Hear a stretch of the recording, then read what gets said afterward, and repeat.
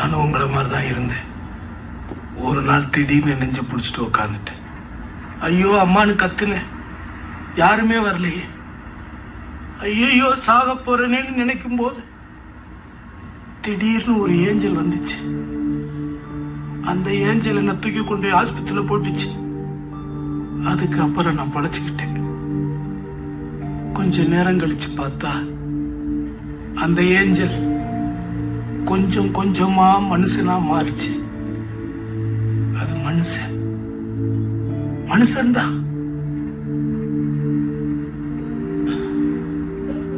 அப்பதான் ஒண்ணு புரிஞ்சது, நாமளும் உதவி செஞ்சா ஏஞ்சலா மாறலாம்.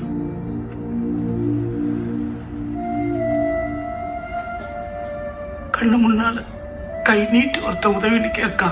என்ன மனுஷங்கயா, என்ன மனுஷன்.